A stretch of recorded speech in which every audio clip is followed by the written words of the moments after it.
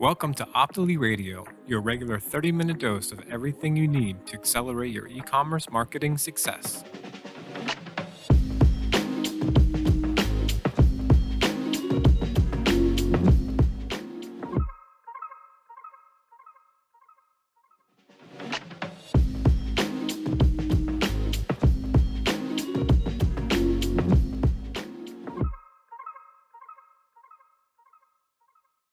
Welcome back to Optily Radio, the show that brings in experts from across the marketing and e-commerce sectors to help you grow your business. I'm your host, Nina White, and I'm excited to introduce you to today's guest, Jacob Anson. Jacob is the co-founder of Agency JR, an e-commerce email marketing agency working with 7- and 8-figure brands. He's grown a fully remote team to 50 people, led huge email and SMS campaigns, and generated multiple 7-figure results in revenue with his digital marketing agency. And on the Optily side of the house, we have our CEO, Brendan Hughes, joining us again. He has decades of experience on both the ad buying and ad selling sides of the business. Welcome to the show, Jacob and Brendan. Well, thank you for having me on. Excited to be here. Great to meet you, Jacob. Thanks for joining us. Pleasure. Cool. So why don't you get started by telling us a little bit about yourself, your background, how it is you came into the world of marketing, and what led you to start Agency JR? Yeah, a great question. I think for me, ever since I was about maybe 11, 12 years old, I knew I wanted to be an entrepreneur. Didn't know if it was marketing, maybe it was e-commerce, maybe something else. I didn't know the direction to head in. The first couple of years were as usual. I finished high school, I think that's how you call it in the States. But then I took a gap year, told my parents I'm going to go study. But deep down, I knew that was not the goal or the path I wanted to take. So during the year, I actually met up with my current business partner, Rainis, and we started an agency. Before this, you had some small business experience. I was flipping watches, just looking into random business ideas, but nothing really clicked. We partnered up, and at first we even were not an email agency. We were a Facebook ads agency, as that was the hottest thing around that time. I think it was 2017 or 2018 or maybe 2019. But for the first 3-4 months, nothing really clicked. So we decided, hey, we might as well pivot to email marketing. That's an interesting niche. Also, my partner had some minor experience in there, and we didn't really think that there was a lot of competition. And there wasn't. So we switched to email marketing, and we got our first client, first 10 clients, first 50 clients, and basically smooth sailing from that point on. If you asked me 5 years ago what's email marketing, or if I would want to learn about email marketing or become an email marketing expert, I would have laughed. But things happen, and I'm here right now. Awesome. Fascinating. So why don't we get started by going through what some of the elements are of a good e-commerce email campaign?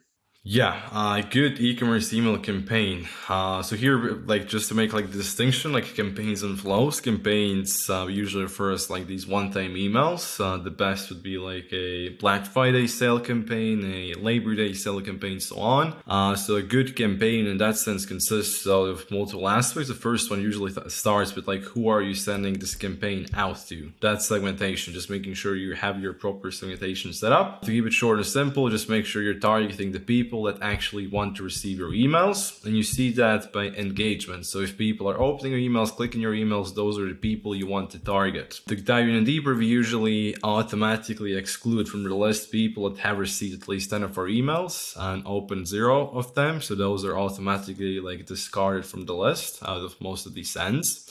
But when you have the target audience, so people that want to open our emails, then it goes to the actual content of the campaign. So you have to have in mind, what do you want to promote, when do you want to promote, and how do you want to promote it. So usually these can be either sales, so Black Friday sales, Labor Day sales, or product launches, anything like that. So you have to have an event in mind. And then you just build everything, copywriting around that. And we have a really good campaign structure, how most of our successful campaigns go from a layout standpoint. We have the hero image where we have a short, snappy hook, an explanation of the hook, CTA. That's the first thing which your customers see, which should catch the attention. And then it goes into a more content / explanation heavy section where you just talk maybe a bit more about the product launch, about the sale, to after you have actually caught the attention of the customer. I'd love to break that down a little bit with you, Jacob, because I think people will find all of that kind of fascinating, right? So in terms of the segmentation, you make an interesting point about who you exclude, right, from the list. And, people might think, well, hey, look, I'm going to send it to them anyway. Maybe they haven't opened 10 emails, but I'll keep sending it to this group. So is it just people who don't open? And what's your rationale? Is it make for healthier metrics? Is it, what does it mean? Or does it mean your targeting gets more focused? So why do you exclude people from that? Yeah, great question. Like, this is one of the first misconceptions people have with email marketing, because it seems logical. If you send out an email to more people, it's bound to get better results. Sadly, that is not the case, because with email marketing, deliverability and open rates are extremely important. If you target everybody within your list, maybe for the first campaign, you are going to get better results than with like good segmentation. But from that point on, you're going to have a negative spiral, because Gmail is going to see that you don't have good open rates, you don't have good engagement with your emails. So your like domain and server reputation is going to go down and down and down. And through that, your open rates are going to go from maybe 15 to 12 to 10 to 5%. So it's a negative spiral. In the end, you're going to lose out on a lot of revenue. So that's why, first of all, it is important to have good open rates, because then you can keep those good open rates, you can keep those good email placements, and that's how you can ensure your list is healthy. People actually see your emails, and the people that actually want to open your emails, they can open them. So, and then, in terms of like engagement, there are also like many approaches to it. I see also some people include within engaged segments people which maybe have not engaged with the email, but that have done like certain things within the store itself, maybe have bought within the last 30 days, but have not opened an email. We don't recommend that. Like, email engagement should be focused solely on email metrics. So email clicks, email opens, because that's the medium where like the campaign is going to be going out. We don't care if they shopped on the site. The most important thing is they're opening up the emails. And to be even more precise, the best segment which you usually recommend is engage 90. So people which have opened or clicked an email within the last 90 days. That's usually is the golden segment. So again, just to pick up on so you treat almost email in isolation. So you're saying, well, we only care, we're obsessed about the email metrics. Is there a cross-channel or cross strategy that somebody might take? So where does email fit with advertising or with organic? Where do you see it fitting? Because are there overlaps? Are you list building in some places? So how does it work as part of an overall strategy? Yeah, another great question. So with email marketing, we have how I imagine, there are two parts. There's the front end side of email marketing and the back end side of email marketing. On front end, email is a great tool to kind of patch up holes within your marketing strategy. That's mostly done by these email automations or email flows. An easy example are these abandonment flows. So abandoned checkout, abandoned cart, browse abandonment, site abandonment. They kind of patch up your buying funnel. So whenever customers fall off, email comes in and tries to recover as many of them as you can. Then on the back end, email marketing mostly, for the most part, works on its own. It just generates you extra purchasers, repeat purchasers, extra profit there. That's done through campaigns and also post-sell, upsell flows. So upsell flows, cross-sell flows, downsell flows, and all of that. And of course, then also you can do more advanced stuff like list building funnels, drip campaigns, and all of that. But within the general gist of things, front end, just patching up the funnel you have, basically keeping everything together. On the back end, email is king and basically gets you the repeat purchasers the most efficient way, most cost efficient way you can have. Very interesting, very interesting. So why don't you take us through some maybe recent trends that you've noticed in email marketing that brands should be aware of? Trends. First, maybe a bit more technical. So Gmail has recently made some changes. So server whitelisting or white labeling is as important as ever. Not to get too technical, but essentially if you're using any email marketing platform like MailChimp, Klaviyo, OmniSend, Send and Bloom, stuff like that, you were actually at first sending out through their sending servers. Previously, that was fine. Right now, Gmail is kind of giving these people the side eye, so they're getting punished for this. So like their email placements are not as good. You're more likely to go in spam. You're more likely to go in the promotions folder. So it's more important than ever to white label your sending domains. What that means is that you're not sending through like these email provider sending servers, but your own sending servers. There, once you set it up, you just have to go through like a 2-3 week warm-up period just to ensure your reputation is good, and then you're golden. Some other trends, this maybe has not a very recent trend, but I see more and more brands testing out text-only emails, or like these very personal emails. Those, we have been doing those for a while, and they're working as good as ever. So I even recommend like even more brands hop on them. Like a text-only email is literally like a brand representative reaching out to the customers. It's written in a very personal way, like, hey, here's Jessica from brand X. We just launched this new sale. Here's your discount code. If you need any help, reply to this email. Like these purely text-based emails are working great. And they also have a reason they work great. First of all, it's on the technical side. They have much better placements because they're not as heavy. They don't have as many links, images, so they get better placements, which means higher open rates, and also the engagement is usually higher because you have this feel that you have been personally reached out to. And also it kind of breaks the pattern of what you usually see within your inbox from brands. Usually you're accustomed to these beautiful image-based emails. And once you receive a text-based email, you're kind of taken aback. You're not used to that. I love the pitch on your website, sexy emails that convert, right? And the text one is interesting, right? Because you're right, it's more personal, it feels more genuine. It kind of undermines the sexy bit, right? So is it a balance that brands will need to have? Because obviously the high gloss, high impact images and call to actions really tell the brand story in an instant, right? So will it forever remain a balance between these two types of email formats, or what do you think? What should a brand be aiming for? Of course. Right now, generally, I think text-based emails are underutilized. So I think there should be more of them. But the end goal should always be a balance. There are pros and cons to both of them. For certain campaigns, a text-based, image-based email will work better. For like products which maybe are not as benefit feature focused, which are more visual. You can't really, for example, sell a pair of jeans that well through a text-based email. For those, like you have to give them like certain scenarios, but a balance should be the case. But I think that overall there should be more text-based emails, as generally they actually do work a bit better than image-based emails, but there's a place for both of them.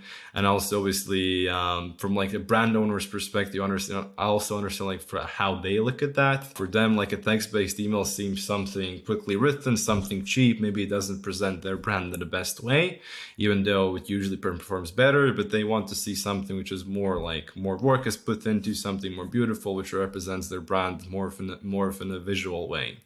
But generally, I think there's a place for both of them. Both are great options. How does a brand know if they're doing well? So, and I know it's going to be different by category. So let's imagine a fashion and apparel category. How do I know if my open rate is good, if my click-through rate is good? What kind of conversion rate should I be expecting from my emails? Like, have you got some benchmarks or how are things trending across the industry?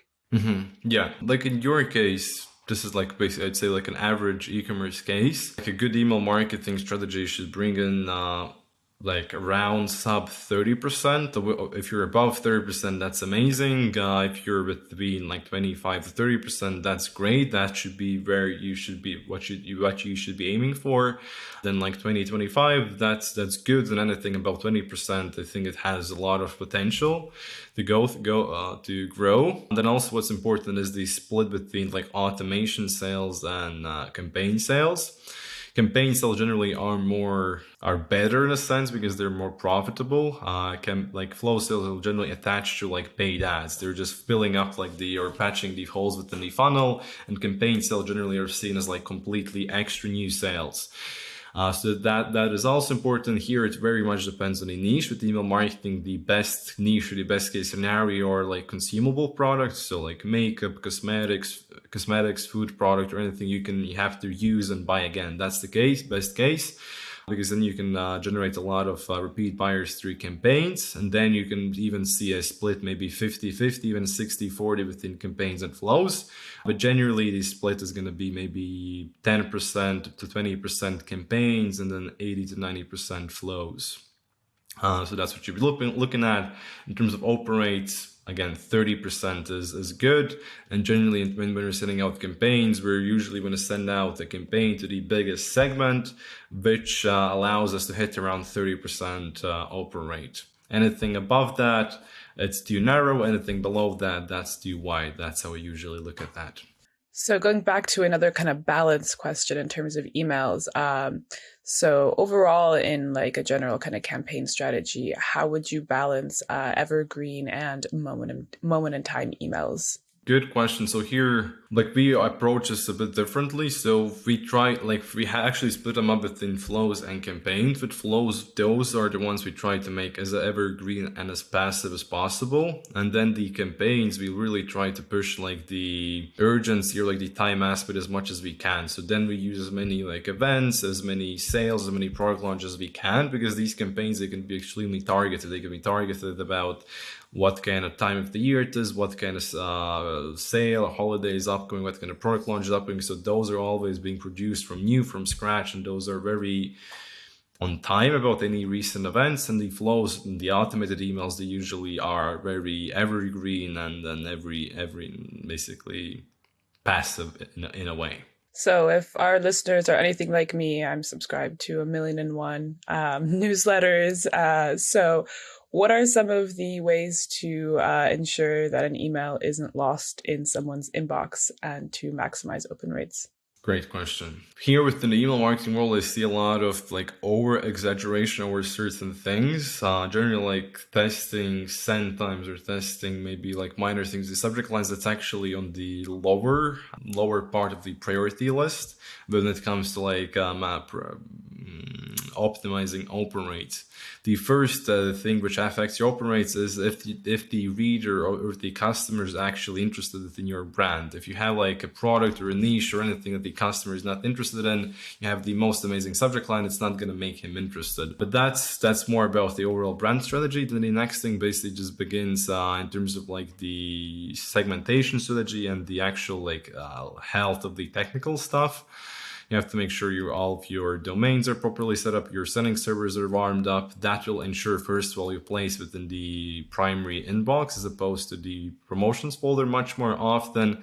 And that, again, that is higher priority, because if you have a amazing subject line and you're in the promotions folder, you're still going to get worse open rates than if you're landing the primary inbox with like an average open rate. So that's higher on the priority list. And then only then I would focus on like the smaller things, like the subject lines. Obviously that's still important, but that's like maybe third, fourth thing on the priority list. And there we have like a good subject line formula. Subject lines, basically how you should think about them, they should arise some kind of emotion when you read them. It might be anger, it might be sadness, it might be happiness or curiosity, best case curiosity. And that's going to make the customers want to open them up. And the second trick we use is to achieve that is specificity. So try to be as specific as you can within these subject lines. Some tricks we use there, we try to use numbers. For example, top 3 tips for that, or top 7 bestsellers for this, or 7 hacks for that. So basically you choose like specific terms for specific cases, because that's going to speak much more loudly to the audience. So then also you're going to get better open rates through that. Is frequency a factor in terms of success of kind of open rates are being ignored? Like, and if it is, like, what's the optimum frequency for, I guess, the campaigns or the promotional emails? Yeah. We follow a golden rule of like 3 campaigns a month. That usually comes out to total 12 campaigns a month. Then also you have to keep them like a segmentation. So on average, with like proper segmentation, every recipient will receive on average about 10 campaigns a month. Okay. Because for some of them, you're maybe going to target only the buyers. For some of the campaigns, only going to target the non-buyers. But about 12 campaigns a month, 3 campaigns a week. where the average recipient campaign amount is about 10. That's like the golden strategy we have tested to use for most of our clients, and it works very well. Of course, in certain cases, for certain brands, it can be higher. And also, of course, during certain parts of the year, especially right now with Black Friday, Cyber Monday upcoming, that can also be much, much, much higher. For example, in November, we usually send out about 25 to 30 unique emails with about 50 campaigns sent during that month. So we have like one unique email, we send it out once, and we send it out the same day again with a different subject line to all of the non-openers. So in certain cases, that can be increased. Generally, about 12 a month is the golden standard. Okay, so if I'm in a segment, I'm a customer of one of your client brands, and I'm in a, let's say, a high value frequent purchaser segment, let's say, then I can expect a minimum of 10 emails per month from the brand, and they won't be repetition. They'll be unique emails, and they'll be highlighting, different promotions or different offers or different types of content. Is that's the optimum, is it? In most cases, yes. And also, like, what you have to keep in mind, like for these 12 campaigns a month, there also should be a mixture of promotional versus value content. That's also something you have to factor in. We usually, like, there were like multiple aspects. Like one is like text versus image. We like to have a mix there. The next thing is like promotional versus value. That also has to be mixed. And then also last thing is segments. But on average, like 10 campaigns a month you would receive, and there usually maybe about 7 of them would be like promotional, and 3 of them would be value focused, or like 4 of them would be value focused. That would be the optimal mix, yes. And just a question on that in terms of the internal capacity. So typically, does a brand need a full-time email marketing person who's writing the copy and preparing the email? Obviously there's maybe people like yourselves who provide that service, but is that what you're seeing for brands who are taking this seriously? They have at least one full-time person focused on email marketing. For brands, like we have had certain brands which like scale up after a certain point where it makes sense to take email marketing in-house. Usually the email marketing teams are a bit bigger. There's like a copywriter, there's an email marketing strategist, and there's a designer. In certain cases, also like a Klaviyo specialist, which just helps to set up everything and just send everything out. But then also we have had cases where like the brand owners are running email marketing themselves. Then it's basically just them, like writing the email, sending them out. So it can range, but the most efficient case would be like you'd need to have a designer. Maybe you can use one of your other designers within the team, but you would need to have like an email marketing specialist or a copywriter on top of that, plus a designer, and that would be enough to get decent results. Okay. But if you're taking this seriously, it sounds like there's 4 different skills in there, right? There's the copywriter, the designer, the strategist, or the people who's figuring out all the segmentation and what to do and how to do it. And then there's the technical expertise piece, which is the Klaviyo, or whatever your system is. Yeah. Okay. So that's a good point for people to be kind of aware of. If you're going to do this properly, you're going to scale this up. You need to invest not only in the systems but the people as well to drive this. For sure. Yep. Cool. That's great. So can we hear maybe like a case study of a recent successful email campaign and what made it so successful? Recent one. I think what would be the most interesting one is the Black Friday. So maybe it's not that recent, but it's upcoming. So like we have a Black Friday or even like a product launch strategy. We have used it to launch a fitness app that the launch generated I think 247K in the first 24 hours, where 142K came from email marketing. And we also slightly have like adjusted that like strategy campaign strategy to also like launch any of our big sales. In short, this goes through multiple phases. The first phase, the re-engagement phase. You're taking your list, just re-engaging as much of the people as you can. That's going to be done through re-engagement campaigns, and also just slightly widening out your sending segments. So if you're usually targeting engage 90, maybe send out engage 120, or if your list is not too big, you can also target everyone. We usually do this for like 1-2 weeks. Then once you have re-engaged your list, then it's time to engage them, or like focus on engaging them even more. There we just also then jump back to the old sending segments, so like engage 60, engage 90, just to warm up the open rates once more. And then during this period, we also send out more valuable content, which is not as salesy. So maybe send them any tips related to the niche your store is in. If you have a dog store, send me maybe some top dog treat tips, top dog training tips, anything along those lines. Also some more educational emails, maybe talking about like your brand's bestsellers in a non-salesy, like what are the features, benefits of these products, why should you need them, maybe a brand mission email, like anything to kind of warm up the relationship with the customers. Then you just go through like an additional phase, which is optional. That's like a lead generation phase, because whenever we do sales or like bigger campaigns, you like to go through like an early bird sale and like the general sale. The early bird sale is basically people which want to specifically opt in and receive these offers like sooner or receive better offers, like basically the VIP list. If we do opt for that, then we have like 3-4 emails just promoting the early bird list and launch the sale for them sooner.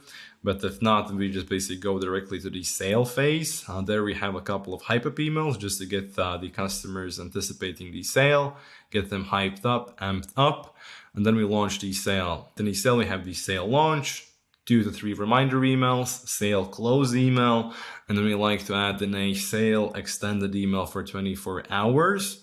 And then also during all of these days, we do like one unique email plus a resend of that same email later on in the day to all of the non-openers with a different subject line. So this is a blueprint you can run for any of your product launches, sale launches. For us, it has worked amazing time and time again. So yeah.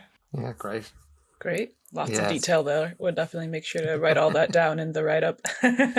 Cool. So unfortunately, we are all out of time for today. So we'd like to end all of our interviews with one final question. And that is, if our listeners come away from this episode with just one thing that they can implement today to accelerate their online business, what would that be?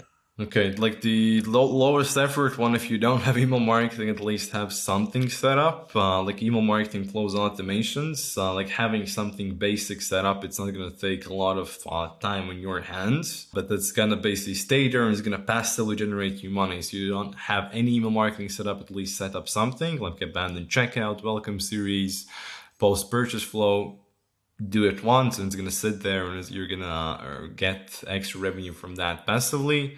And if you are doing email marketing currently, just look on ways to expand it. I think that's the best suggestion. That's the best suggestion I can give. Thank you so much for being on the show, Jacob, Brendan. It's been a pleasure. Yeah, solid insights. Thank you, Jacob. Thank you. Brilliant. Thank you. It's been a pleasure as well.